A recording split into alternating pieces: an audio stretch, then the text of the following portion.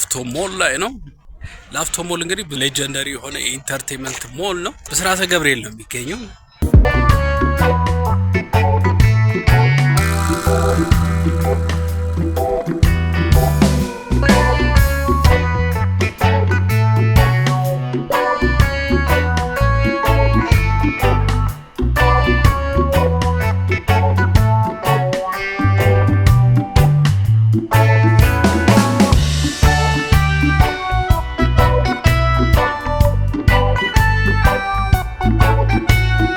እንግዲህ አንደኛው የምንጎበኘው በአርኪቴክቸራል ዲዛይናቸው በጣም ቶፕ ላይ ካሉት በኢትዮጵያ ውስጥ አንዱ ህንጻ ይሄ ነው።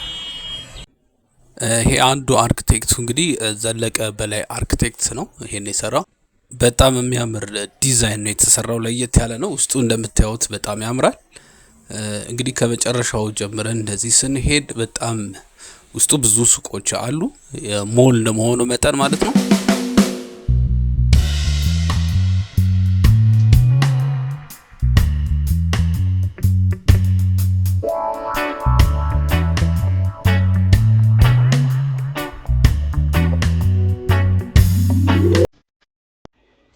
እንግዲህ እዚህ ላይ እንደምታያቸው ከሱቆቹ ባሻገር ወደ ሱቆቹ ላይ ገብቶ ለመገበያየት ለምሳሌ ዊልቸር ተጠቃሚ ከሆነ ወይም ደግሞ በእግር መውጣት በደረጃ መጠቀም ካልፈለግን ዙሪያውን አንድ እየጨመረ የሚሄድ ለዊልቸር ተጠቃሚ ራሱ የሚሆን በጣም ተስማሚ ሆነ የተሰራ ነው።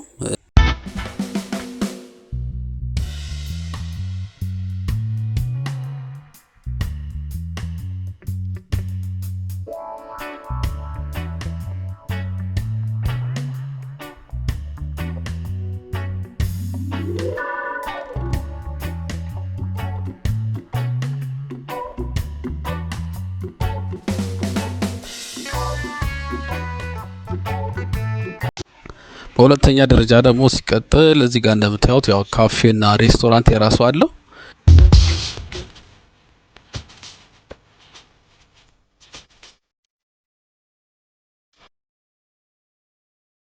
ይሄ ካፌ ነው አንዱ ነገር ከሌላው ከሱቆቹ ሌላ ያለው ማለት ነው።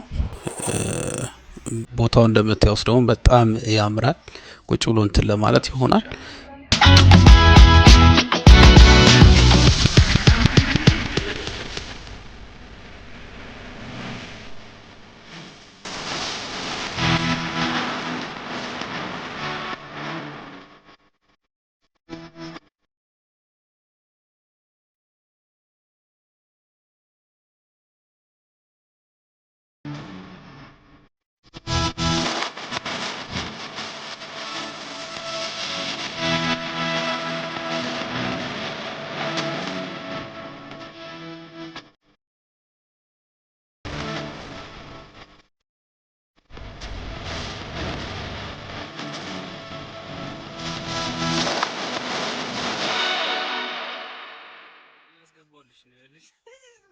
በሶስተኛ ደረጃ ደግሞ የምንመለከተው ይሄን የምታዩት ቦሊንግ ነው።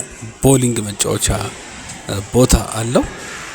ቦሊንግ መጫወቻ ቦታዎች በጣም ውስን ናቸው። ካሉት መሀል አንዱ ይሄ የምታዩት ላፍቶ ሞል የሚገኘው ቦሊንግ ነው።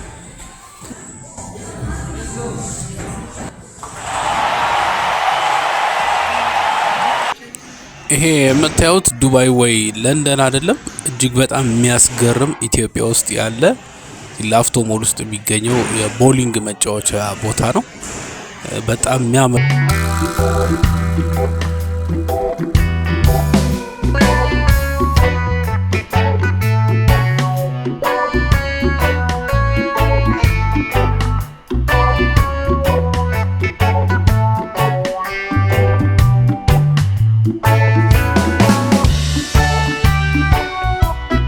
ሊንጉ ጎን ለጎንም ደግሞ እንደዚህ ፑል መጫወቻ ቦታዎች አሉ።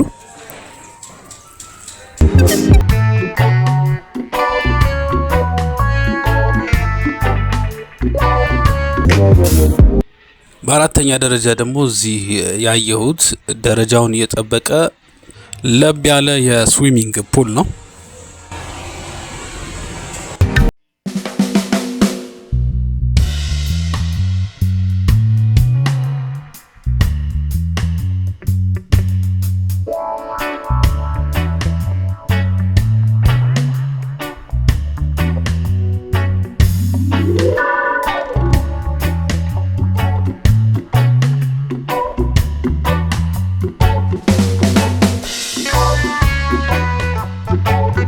አልጨረስንም። ቀጣይ ደግሞ ያለው በጣም ሞደርን የሆነ ጂም ነው። ስፖርታዊ እንቅስቃሴዎችን ለማድረግ ምንም ጭንቀት ምናምን የሌለበት ሰፊ የሆነ የጂም ቦታ አለው። በጣም የሚያምር ይሄ እንደምታዩት